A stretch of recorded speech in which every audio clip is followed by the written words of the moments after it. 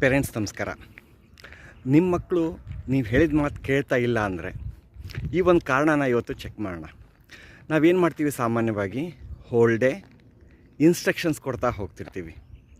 ನೀ ಇದನ್ನ ಹಿಂಗೆ ಮಾಡು, ನೀ ಇದನ್ನ ಹಿಂಗೆ ಮಾಡಬೇಡ, ನೀ ಅದನ್ನು ಹಾಗೆ ಮಾಡಬೇಡ, ಇದನ್ನ ಈ ರೀತಿ ಮಾಡು, ಇದನ್ನ ಈ ರೀತಿ ಮಾಡಬೇಡ. ಹೀಗೆ ನಾವು ಹೋಲ್ ಡೇ ಒಂದಿಷ್ಟು ಇನ್ಸ್ಟ್ರಕ್ಷನ್ಸ್ ಕೊಡ್ತಾನೇ ಹೋಗ್ತಾ ಇರ್ತೀವಿ ಮಕ್ಕಳಿಗೆ.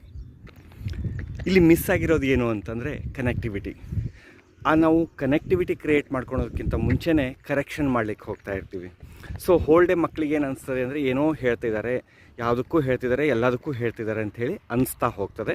And missing part is connectivity. ಒಂದು ಬಾಂಧವ್ಯದ ಕನೆಕ್ಟಿವಿಟಿ ಇಲ್ಲದೇ ನಾವು ಅದನ್ನ ಹೇಳ್ತಾ ಹೋಗ್ತಿರ್ತೀವಿ.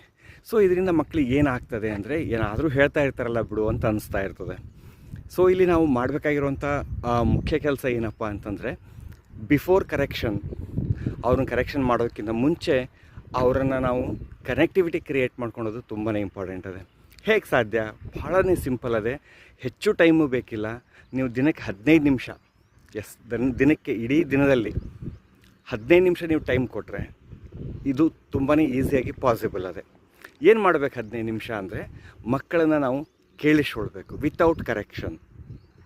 ಮಕ್ಕಳು ಏನು ಹೇಳ್ತಾರೆ, ಎಸ್ಪೆಷಲಿ ಇದು ಭಾಳ ಬೆಸ್ಟ್ ಟೈಮ್ ಏನು ಅಂದರೆ, ಮಕ್ಕಳು ಸ್ಕೂಲಿಂದ ಬಂದ ತಕ್ಷಣ ಏನು ಮಾತಾಡ್ಲಿಕ್ಕೆ ಒಂದು ಮೂಡ್ ಇರ್ತದಲ್ಲ, ಆ ಟೈಮ್ ತುಂಬಾ ಗೋಲ್ಡನ್ ಪೀರಿಯಡ್ ಅಂತ ಹೇಳ್ತೀವಲ್ಲ, ಅದನ್ನು ಉಪಯೋಗ ಮಾಡ್ಕೋಬೋದು. ಆ ಟೈಮಲ್ಲಿ ಏನು ಮಾಡಬೇಕು, no T V, no mobile, no instructions, ಏನೂ ಬೇಡ. ಯಾವ ಒಂದು ಏನು ಹೀಗೆ ಮಾಡು, ಹಾಗೆ ಮಾಡು, ಕರೆಕ್ಷನ್ ನೋ. ಆ 15 ನಿಮಿಷ ಜಸ್ಟ್ ಆ್ಯಕ್ಟಿವ್ ಲಿಸ್ನಿಂಗ್ ಮಾಡೋ ಮುಖಾಂತರ ಮೆಜಾರಿಟಿ ಚೇಂಜಸ್ ಬರ್ತದೆ ಮಕ್ಕಳ ಬಿಹೇವಿಯರಲ್ಲಿ ಮತ್ತು ನಮ್ಮ ಮಗುವಿನ ನಡುವೆ ಇರುವಂಥ ಬಾಂಧವ್ಯದಲ್ಲಿ. ನೀವು ಇದನ್ನ ಪ್ರಯತ್ನ ಮಾಡ್ತೀರಿ ಅಂತ ಅಂದ್ಕೊಳ್ಳಿಕತ್ತೀನಿ.